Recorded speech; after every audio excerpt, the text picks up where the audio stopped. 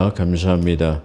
오늘 또 시편 78편 11절인가요? 7절에서 11절의 말씀을 통해 가지고 복 있는 사람의 율법 여덟 번째로 전쟁에서 패한 이후 그 이유를 한번 살펴봄으로써 우리가 은혜 받는 귀한 시간이 되기를 주 예수 그리스도로 축복합니다. 한국교회를 축복합니다. 그리고 자유 대한민국을 이끄시는 윤석열 대통령을 축복합니다. 또 제 동영상 설교를 시청해 주시는 동역자 여러분 예수 그리스도 이름으로 축복합니다. 오늘도 그건 이렇습니다. 교통 정리하고 넘어가겠습니다. 요즘에 우리 한국을 시끄럽게 하는 것이 바로 뇌물 때문인데요. 뇌물, 선물 때문에 지금 좀 말이 많습니다. 그래서 뇌물과 선물은 성경에서 어떻게 정의하고 있는가 살펴서 은혜 받는 귀한 시간이 되기를 소망합니다. 먼저 선물은 잠언 18장 16절에 보면 선물은 그 사람의 길을 너그럽게 하고 또 존귀한 자의 앞으로 인도하느니라. 선물이라는 것은 아주 순수하고 좋은 것이다. 그렇게 말하죠. 그다음에 성경에서 선물은 성경에서 선물이라는 것을 어떻게 정의하고 있냐. 그런 말이죠. 남에게 호의로 주는 것이요. 그러니까 좋은 감정으로 또 좋은 관계를 유지하기 위해서 호의로 주는 것이 그런 물건으로 순수한 마음에서 아주 깨끗한 마음으로 순수해서 호의로 표하는 예물로 그렇게 사용하고 있습니다. 사사기 3장 15절 그리고 사무엘하 8장 2절에서 6절에 호의로 또 순수함으로 이렇게 표하는 것으로 마음의 호의를 표하는 것으로 그렇게 사용되고 있습니다. 또한 존경의 표시로 사사기 6장 18절에서 20절에 또한 우애를 나누기 위해서 그러니까 우정, 다시 말하면 친구 간에 또 이렇게 이웃 간에 우애를 나누기 위해서 이게 사용하는 것이죠. 사무엘상 30장 26절에서 30절. 이것은 다윗이 많은 전쟁에서 노획물을 많이 취했어요. 이게 너무나 많이 취해가지고 이게 혼자 좀 가지기는 부담스럽고 그랬는지 아니면은 이 호의를 다지기 위해서 그랬는지 많은 성읍의 장로들에게 많은 것을 그냥 나눠줬어요. 대가 없는 거죠. 이걸 또 어떤 사람은 정치적인 인기를 위해서 그렇게 했을 거다 그렇게 생각할 수 있는데 어찌됐든 성경에서는 호의를 위해서 사용했다고 그렇게 말합니다. 또한 잠언 19장 6절은 너그러운 사람에게는 뭘 구해야 하냐? 은혜를 구해. 너그럽고 궁유를 아는 사람에게는 은혜를 구하고 또 선물 주기를 좋아하는 자에게는 사람마다 친구가 되니라. 선물을 많이 놔주고 나눔의 삶을 많이 살게 되면 주변에 친구들이 많아가지고 사람들이 많이 모이게 된다. 재물이 많아도 인색하거나 나누는 삶이 되지 않고 또 선물 이런 것을 주지 않으면 사람들이 모이지 않는다. 친구가 없다. 그렇게 말할 수 있어요. 그러니까 친구를 사귀려면 좀 밥도 잘 싸고 돈도 잘 쓰고 그렇잖아요. 돈이라는 거 가진 목적이 뭐죠? 돈이라는 것은 적재적소에 잘 사용할 때 꼭 필요할 때 잘 사용했을 때 그 돈의 가치가 빛나는 거예요. 근데 그걸 잘 사용하지 못하면 그 돈이 이게 통장에 집어 있어 봤자 아무 필요가 없어요. 요즘에는 이상한 기현상들이 좀 많이 일어나고 있죠. 어떤 기현상이냐 그러면 부모가 자식에게 재산을 물려줘도 증여세 또 그런 그 증여세라든가 이런 것들이 너무나 많기 때문에 증여하지 못해요. 그렇기 때문에 대부분 재산을 팔아가지고 현금으로 갖고 있다가 현금으로 주는 그런 현상이 일어나요. 또한 이 현금을 많이 보유하고 있으면 그게 그 금융실명제라고 하는 것 때문에 노출이 되기 때문에 자식에게도 이 재산을 물려줄 수도 없고 또 현금화 해가지고 은행에다 넣어놓으면 노출이 되기 때문에 어떻게 해요? 전부 다 집에다 금고에다가 현찰을 많이 보관해요. 물론 뭐 중산층 이하의 서민들은 뭐 없어서도 못하겠지만 대부분 조금 재산이 몇십억씩 있는 사람들은 전부 다 이 세금 문제 때문에 그걸 갖다가 은행권 자금의 흐름이 노출되는 곳에 넣지 아니하고 전부 다 개인으로 현금화해 놓고 집에다 사장시켜 놨어요. 그러니까 거의 돈이 돌고 있지 않다라는 것을 우리가 한번 생각해 볼 수 있어요. 요즘에 그런 증여세의 문제라든가 상속세, 그러면 증여를 안 하고 상속을 해도 더 문제가 많이 발생하게 돼요. 그렇기 때문에 이게 어떻게 된 법인지 자기 재산을 자녀들에게 증여할 수도 없고 상속으로 물려줄 수도 없고 그래요. 그렇기 때문에 그것을 다 현찰로 팔아가지고 갖고 있다가 현찰로 주거나 뭐 이렇게 할 수밖에 없어요. 또 그걸 통장에 넣어놓을 수 없기 때문에 아까 말한 것처럼 현금으로 현금화 해가지고 집에다 갖다 놔요. 그러니까 현금으로 두기는 좀 그렇고 그러니까 어떻게 해요? 금으로 많이 사요, 금. 그래서 금값이 자꾸 올라가는 모양이죠. 금을 사서 보유하고 현금을 보유해요. 돈 많은 사람들이 집에 가면 아마 전부 다 이 사과 박스는 몇 개씩 아마 있을 거예요. 그런 것들 우리가 한번 이게 지금 우리 한국에 만연되고 있는 거예요. 그렇기 때문에 이런 것이 해결되려고 하면은 이 금융실명제라든가 증여법이나 이 상속세의 문제에 대해서 좀 잘 생각해야 될 것이다. 그래요. 대기업을 하고 있는 사람도 자기가 자식에게 이 기업을 물려주면 기업 자산에서 약 많게는 60%에서 40% 정도까지를 이게 세금으로 다 이게 넘어가 버려요. 그러니까 이게 회사 자산이 1,000억이라고 하면 그 아들이 그걸 물려받게 되면 한 6천만 원은 6천억, 600억 정도는 이게 물려받고 나머지 400억은 전부 다 절반 가까이는 나라에서 가져가 버려요. 그렇다고 한다면 누가 기업을 하겠어요? 또 누가 기업 자산을 늘리려고 하겠어요? 그렇기 때문에 자꾸 편법을 쓰기 때문에 이상하게 되어진다. 그렇게 볼 수 있어요. 그래, 마음대로 기업해라. 돈을 많이 벌어서 너희들 세금 잘 내고 나머지 너희 재산은 너희가 알아서 해라. 이렇게 된다면 돈을 비자금을 비축할 필요도 없고 또 몰래 쉽게 편법을 쓸 필요도 없고 그래요. 그렇기 때문에 이런 것들을 좀 다뤄야 되는데 이 국회 입법기관에서는 이런 것에 대해서 전혀 말하고 있지 않아요. 그리고 지금 이 뇌물이라는 것 때문에 지금 김건희 여사가 명품백 300만 원짜리 그걸 갖다 선물로 받아가지고 특검을 하라고 지금 난리 지금 법석을 떨고 있어요. 그렇기 때문에 지금 뇌물과 이 선물이라는 것을 대해서 이 성경은 어떻게 말하고 있는가를 지금 제가 말씀드리고 있습니다. 그래서 선물은 대체적으로 존경의 표시로 호의로 우애를 나누기 위해서 성경에서 사용하고 있다. 그렇게 말할 수 있어요. 또한 잠언 19장 6절은 너그러운 사람에게 은혜를 구하고 선물 주기를 좋아하는 자는 사람마다 친구가 되네. 친구가 많아져요. 선물을 주게 되면, 선물을 많이 주게 되면. 그러니까 이 선물이라는 건 대가성이 없는 것으로 나누는 것을 말할 때 선물이라고 그래요. 근데 뭔 대가를 바라거나 뭔 요구 조건이 있으면 그건 선물이 될 수도, 그때는 바로 뇌물이 될 수밖에 없다. 뭐 대가를 바라고 뭘 요구해서 받는 것은 바로 뇌물이고, 아무 대가나 어떤 요구 조건이 없이 주는 것은 선물이다. 그럼 어떻게 보면 김건희 여사한테 갖다 준 명품백은 누가 갖다 주라겠어요? 뭐 했어요?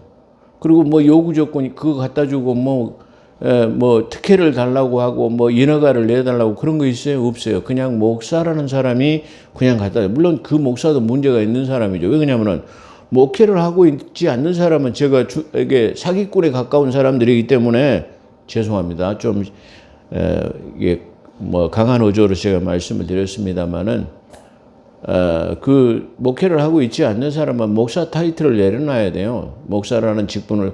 목사의 직을 하고 있지 않는데 어떻게 목사라고 부릅니까? 그 내려놔야죠. 근데 그 사람이 갖다 줬어요. 뭘 요구 조건으로 갖다 준 것도 아니고 그냥 선물로 갖다 줬어요. 근데 그 사람은 대통령 그 영부인을 갖다가 폄하하기 위해서 시계에다가 몰래 촬영할 수 있는 그 몰래 카메라라고 그러나요? 그걸 장치해가지고 가까워지고 그걸 주고 그걸 사진 찍어갖고 공개를 했어요. 그러니까 선물로 주면서 이 사람은 악한 마음으로 호의적으로 준 것이 아니라 그 대통령 영부인을 흠집내기 위해서 한 것이다. 그렇게 말할 수 있어요. 반대로 영부인은 그걸 요구하지 않고 목회자라는 사람이 순수하게 선물로 가져왔다니까 아무 생각 없이 받았을 거예요. 물론 그 영부인이라는 자리에서 왜 그런 걸 줬을까라고 생각하면서 이게 거절했으면 좋았을 텐데 목회자라는 사람이 순수한 마음의 선물을 가져왔으니까 그걸 받았을 거이다. 그렇게 생각해 볼 수 있어요. 자, 어찌됐든 간에 이 뇌물과 선물의 관계는 바로 대가성이 있느냐 없느냐에 거기에 차이점이 따를 수 있다. 근데 그래서 지금 이 정치권에서 김건희 여사에 대해서 특검을 하자고 난리를 하고 있어요.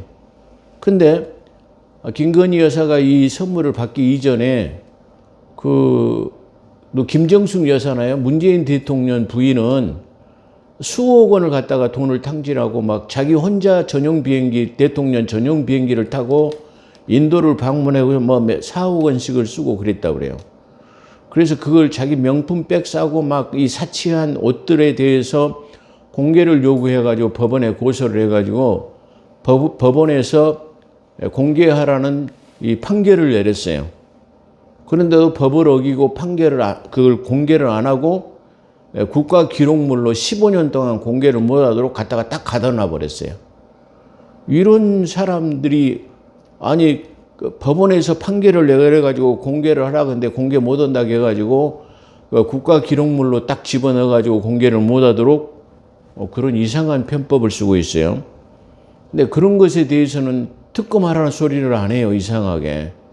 근데 또 그 이재명의 부인 김혜경 여사인가 그 사람도 법인카드를 막 사용해가지고 그 막 과일을 1,000만 원어치 갖다 써먹고 막 세탁소고 뭐 어디고 쇠고기집이고 뭐 무슨 초밥집이고 막 돈을 갖다 써가지고 기소를 해서 기소라는 말은 법으로 혐의가 있기 때문에 조사해달라고 사법기관에 의뢰를 하는 것을 기소라고 그래요. 기소. 그래가지고 위법을 했을 때 쓰는 말로 기소라고 그래요. 근데 훨씬 이전에 몇 년 전에 있었던 일인데 그 조사를 안 하고 있어요. 어떻게 된지. 그러고 그러면은 우리가 한번 생각해 보면 법인카드를 쓰는 사람, 법인카드를 자, 남편이 시장이에요. 남편이 공직자예요. 부인은 그냥 공직자가 아니죠. 그럼 부인이 남편의 법인카드를 가지고 와서 쓸 수 있어요? 없어요? 쓸 수 있습니까? 없어요. 그거 쓴 것 자체가 불법이에요. 자기 마음대로 갖다가 쓰는 거 횡령이에요. 횡령. 주지 않은데 갖다 쓰는 것은 그거에 막 초밥이 많고 적고 아니 점심을 하루에 16번 점심을 먹었대요. 그거 소도 아니고 무슨 돼지 새끼도 아니고 어떻게 점심을 16번을 먹습니까? 그것도 자기 돈으로 해서 말 안 쳐. 법인이라는 것은 국가의 돈을 가지고 국가의 돈이나 공직의 회사에서 있는 카드를 가지고 쓰는 것을 갖다가 법인이라고 그래요. 그러니까 남편이 공무원인데 법인카드를 가지고 있는 사람이에요. 근데 그 법인카드를 좀 주시오 해가지고 와서 과일 사면 돼요, 안 돼요? 많고 적고가 안 돼요. 그 돈으로 세탁 다 해요. 세탁소에도 가고, 초밥도 사먹고, 소고기도 사먹지, 뭐 이런 식으로 다 써요. 그럼 그건 뭐예요? 횡령이에요. 횡령과 사기예요. 이게 따지고 보면 김건희 여사는 갖다 달라고 해서 갖다 준 것도 아니고 뭐 대가를 바란 것도 아닌데 그건 특검을 하라고 하는데 법인카드를 쓴 건 안 돼요. 저도 법인카드가 있잖아요. 교회 법인카드로 가지고 내가 밥 사 먹어도 돼요? 개인적으로? 안 돼요. 이건 이제 혹시 밥을 사 먹으려면 교회에 어떤 손님이 와셔가지고 식사 대접을 한번 하면 그거는 법인카드로 쓸 수 있어요. 근데 나 혼자 밥 사 먹재, 소고기 사 먹재, 예? 그거 쓸 수 있어요, 없어요? 없어요. 그냥 그러면 법인카드를 가지고 이게 집사람이 가져가고 막 과일 사고 예, 초밥 사 먹고 소고기 사 먹재. 그거 사 먹으면 돼요? 안 돼요. 그건 횡령이에요. 뭐예요? 사기예요. 그래서 쓸 수 없는 거예요. 많고 적음을 따라가지고 법인카드는 안 돼요. 자, 또 한번 생각해 볼까요? 아니, 시장을 하면서 그 공무원 직원들 2명을 그 여사가 비서로 데리고 댕겨요. 나라에서 주는 월급을 받고 나라 일을 해야 되는데, 김건희 여사 똥구멍 돌아다니면서 수발 드는 소리, 그거 돼요, 안 돼요? 안 돼요. 근데 그건 특검 하지 않은 사람이 없어요. 아, 참, 그래서 이거 이상하다. 아니, 뇌물과 이 세금, 이 선물도 구별하지 못하는 걸 가지고 지금 난리 법석을 떨어요. 이런 것은 난리 법석을 떨 일이 아니에요. 그냥 뭐예요? 그냥 우리가 일반 상식선에서 해결하면 되고, 안 되면 법에다 다 의뢰하면 돼요.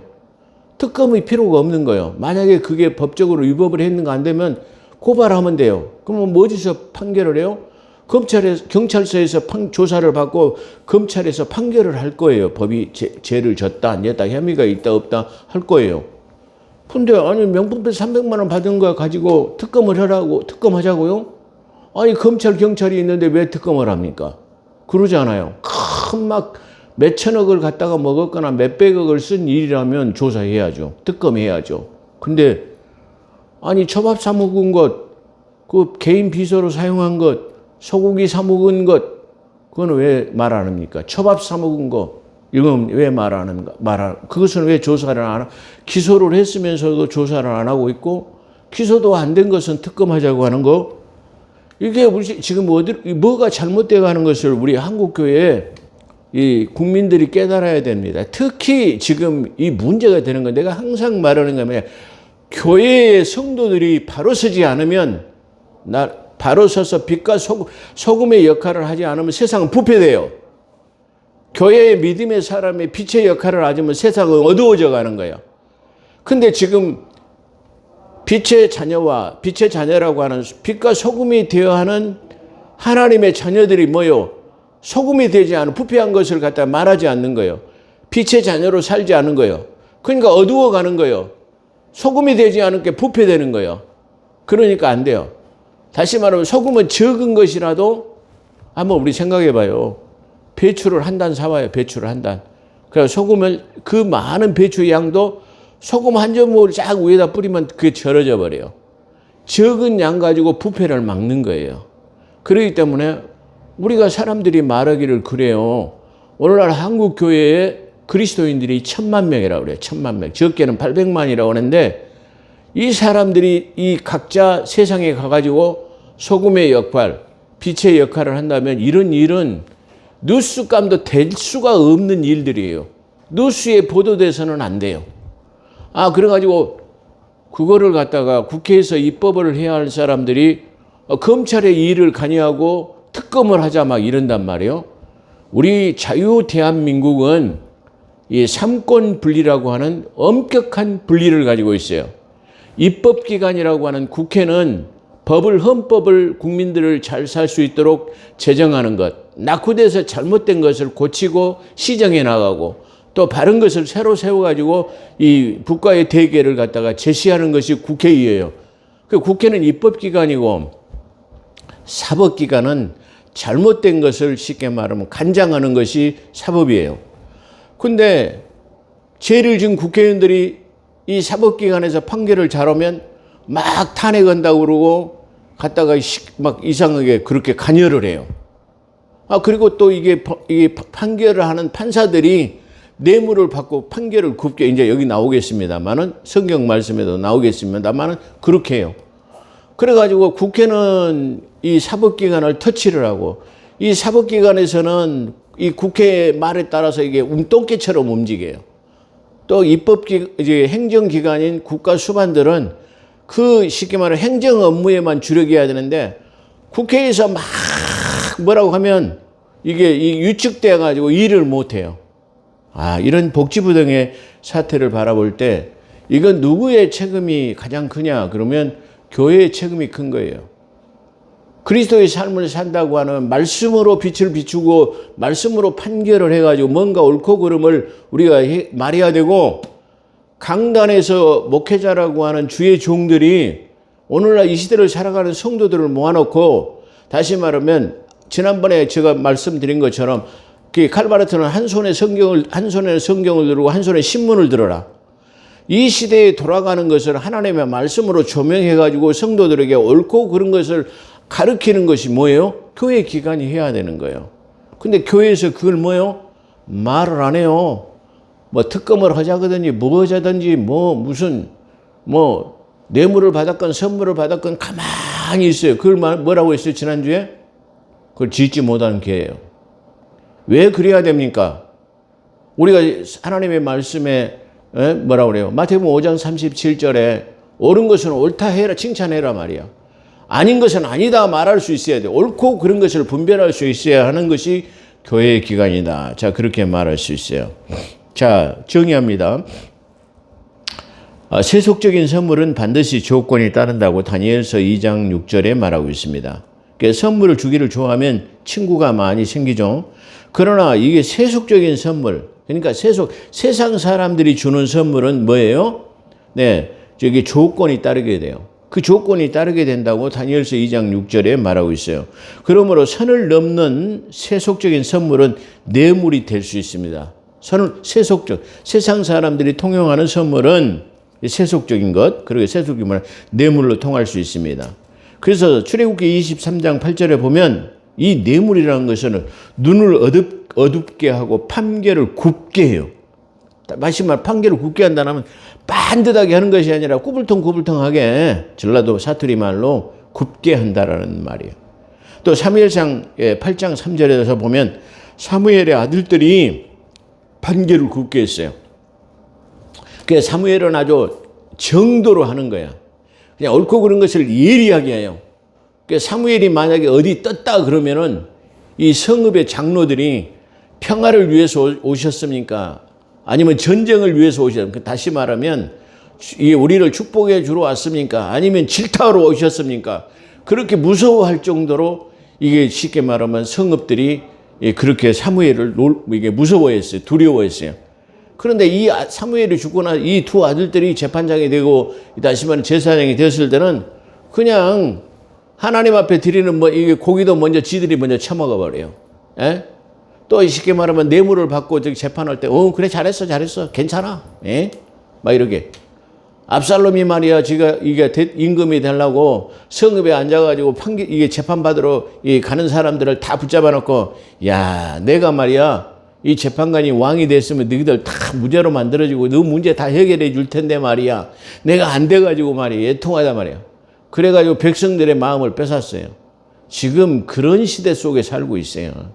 막 내가 대통령 되면 막 돈도 많이 주고 말이야. 막 25만 원씩도 주고 100만 원씩도 주고 다 그럴 건데, 예? 그거 뭐 하는 거예요? 백성들의 마음을 뺏는 거예요. 그리고 자기가 대통령이 되면 해야 되는 것인데, 막말로 말해서 지금 대통령이 이제 국가 비체가 1,000조가 넘어가지고 그 빚을 갚기 위해서 아주 허리띠를 졸라매고 있는데, 내가 준 것 아니까 나는 인심이나 쓰고 너는 고통을 당해봐. 이런 수작이잖아요. 우리가 백성들이 잘 생각해 봐야 돼요. 국민들이 잘 생각해 봐야 된다. 그렇게 볼 수 있어요. 자, 사무엘의 아들들이 이렇게 판결을 굽게 했어요. 그러죠. 만약에 이 재판관인 사무엘이 준엄하지 않으면 뭐예요? 그 권위가 없어지는 거예요. 근데 사무엘이 아주 준엄하니까 성읍에 가는 것마다 두려워했어요. 이 사법기관의 권위가 서는 것은 뭐예요? 옳고 그름이 정확해야만이 권위가 서는 거예요. 국회도 마찬가지예요. 국회의장이라는 사람이 아주 정도에서 국가와 민족을 위해서 일한다면 국회의장이라는 사람이 두렵고 떨리고 권위가 있는 자리예요. 대통령 역시도 마찬가지예요. 좌우에 흔들리지 아니하고 국가와 민족을 위해서 예리한 결단력을 내린다면 그 대통령을 누가 가지고 흔들 사람이 없는 거예요. 그런 대통령이 돼야 되고, 그런 재판장들이 돼야 되고, 그런 검사들이 돼야 되고, 그런 국회가 돼야 된다. 그걸 우리가 말할 이 성경을 통해서 지금 그렇게 입증하고 있는 거예요. 자, 잠언 17장 8절에 보면 뇌물은 임자가 보기에 보석 같으면, 이 말은 무엇이냐면 돈을 가진 사람이 보기에는 이 뇌물은 보석과 같은 거예요. 그래가지고 이 보석과 같은 돈이 가는 곳마다는 문제가 다 해결이 돼. 그러면 쉽게 말하면 돈 가지고 안 되는 일이 어디가 있어, 이렇게 생각한다, 그런 말이에요. 그래서 돈 가지면 안 되는 일이 없다고 생각하기 때문에 돈을 막 뿌려대는 거다, 그런 말이에요. 자, 조심해야 되죠. 자, 그래서 잠언 17장 8절에 뇌물은 임자가 보기에 보석 같은 것이, 뇌물이 임자가 보기에는 선물 같고 보석 같은 거예요. 그래가지고 그 돈이 가는 곳에는 전부 형통하게 모든 문제가 해결돼. 돈만 가지면 다 모든 일이 해결된다, 그런 말이에요. 이 말은 돈이 가는 곳마다 안 되는 것이 어디 있어, 그런 말이죠. 출애굽기 18장 21절에 보면 백부장, 천부장 그렇게 만들었어요. 이 백부장, 천부장 제도는 다시 말하면 백성들을 모세가 하루 종일 판결하니까, 그래갖고 하루 종일 막 백성들이 판결을 받으려고 줄을 서갖고 참 멀리 섰어. 모세도 피곤하고 백성들도 피곤하고, 그래서 자기 장인이었던 이드로가 와가지고 이렇게 하는 게 옳다 않다 말이야. 이 삼심제를 도입해라. 삼심제. 다시 말하면 억울하면 법에다 고소해라. 지방, 다시 말하면 지방 법원이 있죠. 거기서도 이제 문제를 해결하면 못하면 어디로요? 고등법원이에요. 그 다음에 거기도 못하면 어디로요? 대법원에 한다, 그런 말이야.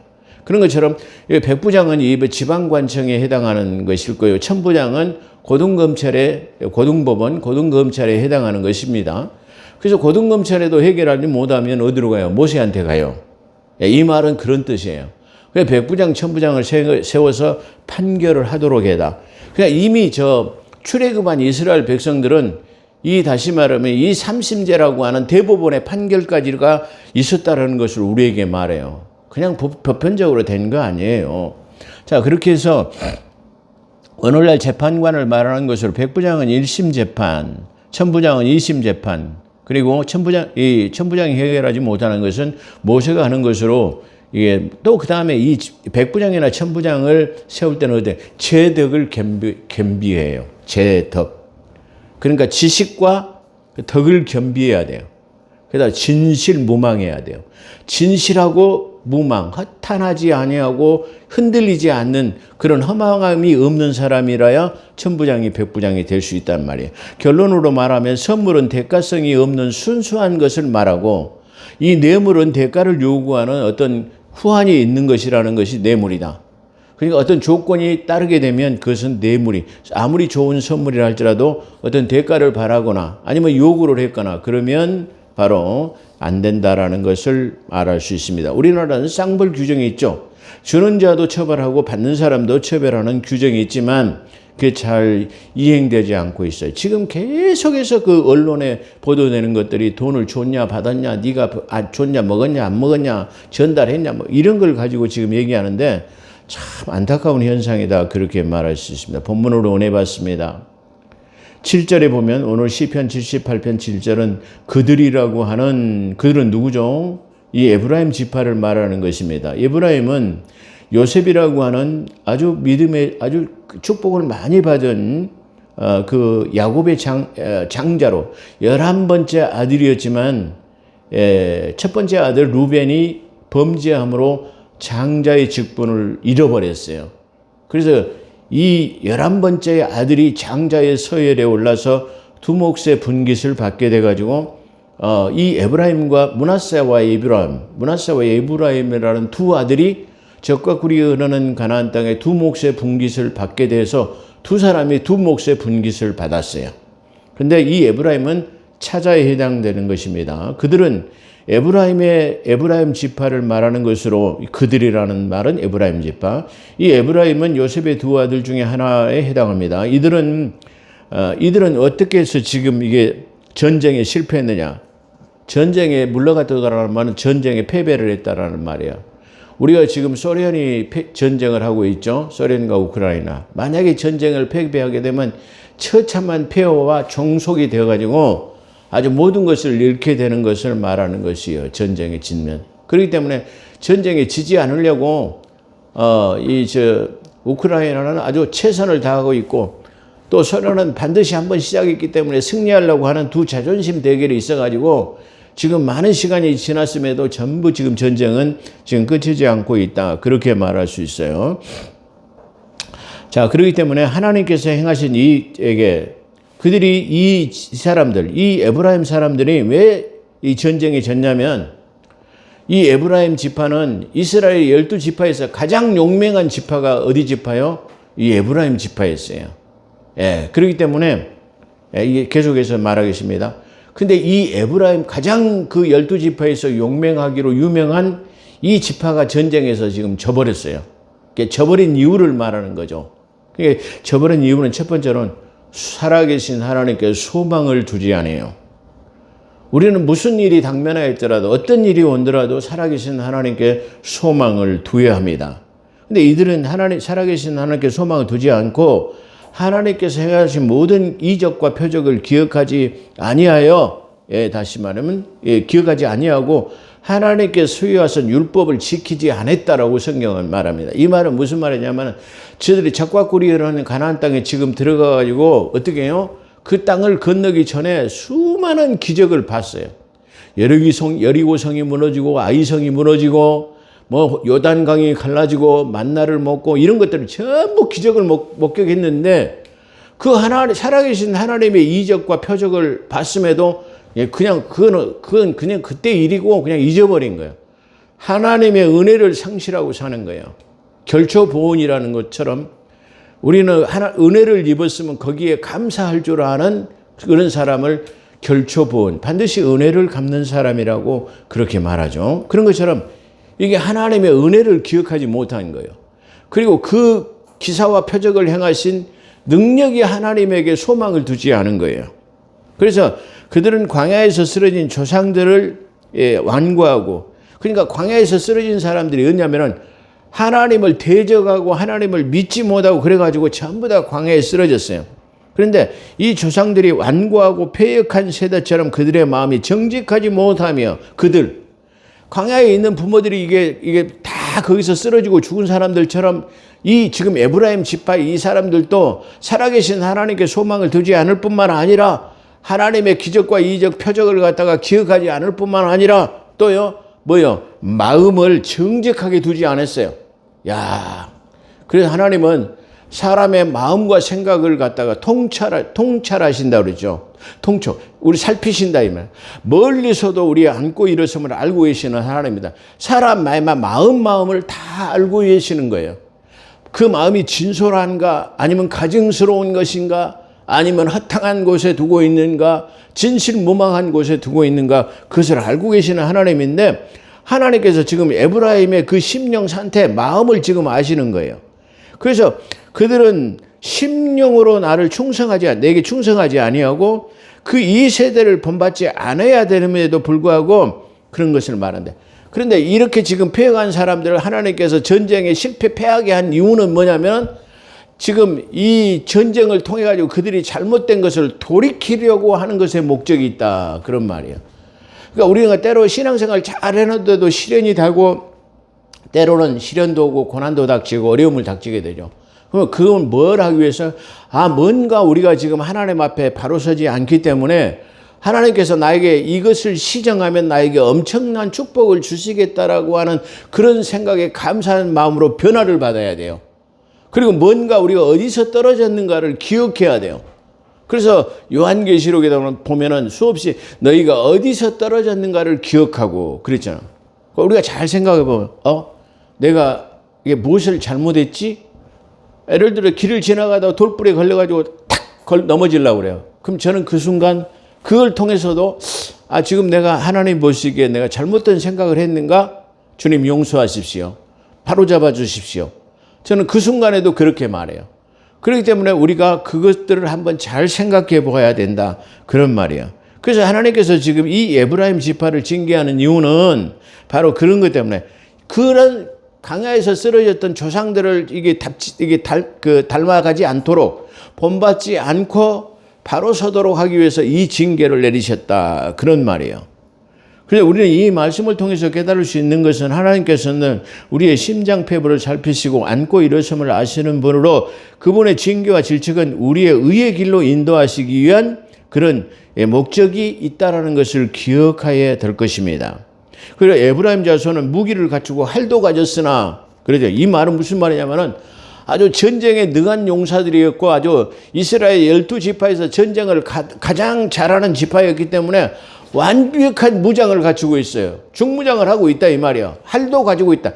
활은 멀리서도 사람을 관역을 맞출 수 있는 그런 것을 말해요. 그렇죠? 활을 가졌다는 말은 아주 중요한 의미를 가지고 있죠. 뭐 요즘에 그런 뭐 넷플릭스 같은 데 보면은 뭐 그런 뭐 저격에 대한 것들이 많이 나오고 있는데 이 활은 그런 용도로 쓰는 것을 말하고 있죠. 그래서 그들이 그렇게 무기를 가졌는데 전쟁의 날에 그게 물러갔다가 전쟁에 실패해 버렸어요. 이렇게 잘 싸우는 이 용사들이 전쟁에 실패했다 그런 말이에요. 왜 실패했죠? 소망을 하나님께 두지 아니하고 하나님의 귀한 그 도우심을 갖다가 저들이 잊어버리고 율법을 저버렸기 때문에 율법을 버려버렸어요. 제가 지금 8번째로 말하는 것은 율법을 우리가 기억함으로 율법을 삶의 지침으로 생각하는 것에 대해서 우리가 구원을 받았다 할지라도 생활의 규범으로 주는 것은 우리가 지켜야 된다는 것을 지금 마지막 서두에 그것이 지금 나오고 있어요. 자, 그래서 에브라임 족속은 지금 저 에브라임 산지에 살고 있는 온 주민들은 뭘 가졌어요? 철병거를 가졌어요. 근데 이 철병거를 가진 강인한 전투력을 가진 부족으로서 그 땅 이름은 열매가 풍성한 땅이라는 뜻이에요. 이 에브라임 산지는 바로 여호수아 17장 17절에 보면은 에브라임 산지는 살림지대로서 철병거가 강한 민족들이라 그렇게 말하고 있어요. 그러니까 저 산 높은 이 철옹성과 같은 데다가 철옹성에다가 뭘 가졌어? 철병거를 가졌어요. 그러니까 요즘 말하면 아주 이 탱크 같은 것을 아주 많이 보유하고 있는 그런 높은 그 위치에 철옹성을 자리 잡고 있으니까 쳐들어갈 수 있어요, 없어요? 없어요. 예. 그런 데인데 너희는 강한 민족이기 때문에 이게 여호수아가 하는 말이에요. 너희가 지금 너희가 살고 있는 땅이 좁다면 저 에브라임 산지를 갖다가 이게 네가 충분히 이게 정복을 해가지고 빼앗을 수 있다 이 말이야. 그들이 아무리 강한 철병거를 가지고 있고 철옹성과 같은 저 산 위에 우뚝 선 그런 민족이라 할지라도 그런 족속이라고 할지라도 너희들은 충분히 그 사람들을 이길 수 있어 그런 말이야. 이렇게 아주 쉽게 말하면 아주 그 용맹한 이 에브라임 지파가 왜 뭐 됐어요? 전쟁의 날에 져버렸어요. 그 이유를 아까 말한 것처럼 어떻게 했어요? 살아계신 하나님께 소망을 두지 아니하고 정직하지 않고 뭐예요? 율법을 저버렸기 때문이다. 그런 말이에요. 자, 지금 우리 신약의 축복은 뭐죠? 신약의 축복은 복음이라고 하는 구원이에요. 구원. 예수 그리스도의 핏부림으로 구원받은 것이 신약에서 가장 큰 축복이에요. 구약의 가장 큰 축복은 뭐예요? 물질 축복이에요. 구약의 모든 사람 제일 잘 살았어요. 자, 이거는 오늘날 현실로 대보면은 이스라엘 민족은 저 율법을 지키는 민족인데 지금 세계에서 뭘 해요? 제일 부자로 잘 살고 있어요. 이거가 무관하지 않아요. 그렇기 때문에 오늘날 제가 강조하는 것은 뭐냐면은 하나님을 기쁘시게 하는 삶이 되려면 율법을 지켜야 돼요. 자, 예수 믿고 구원받고 율법을 지켜갖고 부여로운 풍요로운 삶을 살아야 된다. 그걸 말해요. 그리스도의 삶을 세상에 나가서 나타내는 걸 말해요. 그게 율법이에요. 자, 그걸 지금 말하고 있어요. 그래서 여호수아 17장 17절은 에브라임 산지는 산림지역과 철병거를 가진 강한 철옹성 같은 그런 민족이다. 너희를 쫓아낼 수 있을 것이라고 했던 사람들이 이거 전쟁에 패했다. 그런 말이에요. 그리고 이스라엘 12지파로 가장 이 에브라임 지파는 이스라엘 12지파에서 가장 호전적 전쟁에 용맹했단 말이에요. 용맹한 지파이며 형 므낫세 지파를 리더하고 이스라엘의 분열됐어요. 10지파가 북쪽 이스라엘 되고 2지파는 남유다가 됐죠. 이때도 10지파 중에서도 가장 호정적이고 강하니까 자연적으로 이 사마리아를 저 북쪽에 우상 숭배가 만연한 이 사마리아를 통치하는 지파가 누구였냐? 그러면 바로 이 에브라임 지파였다. 그런 말이에요. 근데 성경에서는 므낫세, 에브라임, 큰아들의 이름을 먼저 쓰지 않고 항상 이 쉽게 말하면 에브라임 지파를 먼저 쓰기 때문에 이 착각하는 그 사람이 큰아들인가 이렇게 생각할 수 있는데 그만큼 허전적이고 강하기 때문에 먼저 그 에브라임을 말한다. 물론 이 므낫세 지파는 어떤 지파냐면은 트랜스 요르단의 요쪽 지방, 요단강을 건너지 않은, 다시 말하면 저 에덴에서 바라본 에덴 동산의 건너편 동쪽 트랜스 요르단에 자리 잡은 반지파. 므낫세 지파가 절반은 어디예요? 지금 이 요단 건너편에 자리 잡고 있어요. 예, 세 지파 반이 그렇게 됐죠. 그리고 나머지 9지파 반은 적과 꿀이 흐르는 가나안 땅에 들어갔어요. 그렇기 때문에 이 므낫세 지파는 절반은 이 쉽게 말하면 요단 건너편에 안 건너가고 거기서 살고 있고, 반지파는 저 북쪽 이스라엘 이게 요단강으로 이게 건너가지고 가나안 땅에 들어갔어요. 그렇기 때문에 절반만 들어갔기 때문에 지파가 자연적 약할 수밖에 없죠. 그러니까 동생 지파가 이 형 지파를 갖다가 리드해 나갔다, 그런 말이에요. 그래서 지금 이 용맹한 지파는 사마리아를 통치하는 그런 지파였습니다. 이 용맹한 지파가 전쟁에 실패를 했습니다. 그 이유는 아까 10절 하나님의 언약을 지키지 아니하고 그의 율법을 준행을 거절하였도다. 여호와께서 행하신 것과 그들에게 보이신 그의 기이한 일을 잊었도다. 그렇게 말합니다. 자, 오늘 율법에 대해서 지금 율법이 왜 우리에게 필요한 것을 지금 말씀드리겠습니다. 율법은 크게 세 가지로 구분할 수 있습니다. 그러니까 율법은 총 613가지인데 이 율법은 첫 번째로 어떤 것이냐면 하나님의 관계에서 하나님을 섬기는 제사법을 첫 번째로 기록하고 있어요. 이 율법이 전부 중에서 하나님을 섬기는 제사법에 그다음 의식법이 기록되어 있어요. 두 번째는 인간과 인간관계에서 발생하는 분쟁, 소송 문제. 아까 그러죠. 그러니까 사람이 살다 보면 옆에 자꾸 분쟁이 생기죠. 땅을 쉽게 말하면 더 차지하려고 그 경계선에 돌담을 갖다가 이게 자꾸 침범해가지고 늘려나가는. 그래서 성경에서는 너희가 옛 지계석을 옮기지 말라. 그 지계석은 경계를 자꾸 쉽게 말하면 침범해가지고 자기 땅을 넓히려고 하는 이런 분쟁이 다시 말하면 많았었다, 그런 말이에요. 그런 것처럼 인간과 인간관계에서 발생하는 소송 문제, 분쟁 이런 것들을 다루고 있는 것이다. 그 다음에 세 번째는 도덕과 윤리적인 것을 다루고 있다, 그렇게 말하고 있어요. 자, 근데 그 중에서도 첫 번째에 그리스도의 십자가의 희생으로 폐지되고 완성됐어요. 하나님의 관계에서 제사법은 없어졌어요.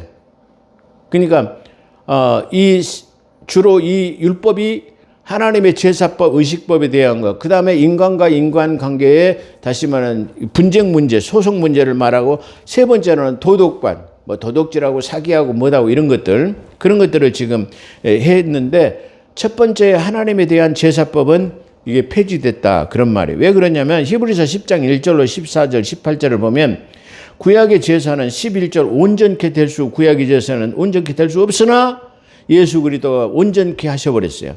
그래서 12절은 영원한 제사를 예수님께서 핏부림으로 드렸기 때문에 구약의 제사는 더 이상 드릴 필요가 없어요. 그 다음에 예수님께서 14절에는 그 제사가 완전한 제사로 이제 끝나버렸어요. 단회적으로, 이례적으로 끝나버렸어요. 17절 그 후는 십자가의 사건 이후로는 바로 제사를 드릴 안 드려도 된다, 그런 말이에요. 그래서 제사법은 마음의 성전으로 옮겨 다시는 제사함의 제사를 드릴 것이 없느니라. 히브리서 10장 16절 18절인가요? 마지막 부분에 그것을 이제 필요가 없어졌어요. 그렇기 때문에 이 율법에서 없어진 것은 뭐만 없어졌냐? 하나님의 제사 드리는 것. 그러니까 짐승을 잡아가고 그 피를 지성소 안에다 갖다 드리는 지성소가 없어져 버렸어요. 성소가 예루살렘 성전이 파괴되고 없어져 버렸어요. 그렇기 때문에 그건 드리지 않는다, 그런 말이야. 그러나 여전히 지금 민법 또는 도덕법은, 아까 말하는 민법하고 도덕법은 지금 여전히 살아있어. 세 가지 중에서 한 가지는 폐해졌고 두 가지는 남았는데, 그것은 민법과 도덕적인 윤리법이 남아있는데, 정신적, 교훈적 측면에서 구원받은 자에게도 여전히 그 효력을 미치고 있습니다. 그렇죠? 구원받았다 하더라도 그걸 지키는 신사적인 그리스도인이 되어야 된다, 그런 말이죠. 그래서 구원받고 물질의 축복도 받는 것이 바로 이 투트랙이라고 하는 것을, 두 마리의 토끼를 잡는 것이다라는 것을 말씀드렸고, 오늘날 한국교회가 자꾸 부패하는 것은 내가 구원받았으니까 그냥 마음대로 그냥 자행자제하며 아무렇게나 이게 결속이나 제한을 받지 않고 그냥 캐싸라싸라 살아가기 때문에 지탄을 받는다라는 것을 말씀드렸어요. 그래서 거기에 대한 해법을 지금 제시하기 위해서 지금 이 율법에 관한 설교를 8번째 하고 있는 거예요. 아마 적어도 이제 9번, 10번째를 통해서 그걸 마치려고 생각하고 있습니다. 그러니까 여전히 지금도 효력을 미치고 있습니다. 그런 측면에서 그리스도인들도 율법을 지켜야 하는 것입니다. 그럼 율법을 준수는 어떤 거냐면은 하나님의 주권을 인정하는 거예요. 다시 말해, 우리나라는 우리의 주권국가죠. 주권국가는 국민의 4대 의무를 지킴으로써 주권의 권위가 세워지는 거예요. 그런 것처럼 우리가 이 율법을 지킴으로 하나님의 주권을 인정하는 결과가 되는 거예요. 하나님이 지키라는 것도 안 지키는데 하나님의 주권을 인정하는 거예요? 안 하는 거다. 그런 말이에요.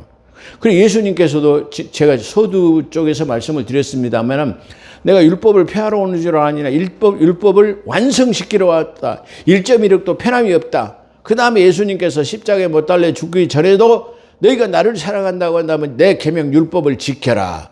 그렇게 말했다겠죠. 그거 지켜야 되는 거예요. 그래서 이 율법 준수는 주권을 인정하는 것이고 또 하나님과 바른 관계를 유지할 수 있는 것이다. 그렇게 말씀드릴 수 있습니다. 기도하겠습니다. 거룩하시고 자비로우신 하나님, 오늘도 저희들을 불러 모아주시고 함께하신 하나님께 영광을 돌려드립니다. 특별히 하나님 간절히 소망하고 기도하는 것은 우리 하나님 신앙하는 그리스도인들이 참된 신앙으로 하나님의 말씀으로 무장해서 깨어날 수 있도록 이 세상에서 빛과 소금의 사명을 감당하는 자들이 되어질 수 있도록 도와주셔서 이 세상을 부패하지 않는 소금의 역할을 감당해가고 또 어두워져가는 이 세상을 빛의 말씀으로 하나님이 조명하는 빛의 사명을 감당하는 빛과 소금의 사명을 감당할 수 있는 하나님 우리 그리스도인들이 다 될 수 있게 하시고 하나님 우리 한국교회의 목회자들을 하나님 축복하사 이 강단에서의 하나님의 설교를 통해서 옳고 그른 것을 증거할 수 있는 하나님 그런 복된 하나님 아버지 목회자들이 다 될 수 있도록 하나님 함께하여 주시옵소서. 감사하며 우리 구주 예수 그리스도 이름으로 감사기도 드리옵나이다. 아멘.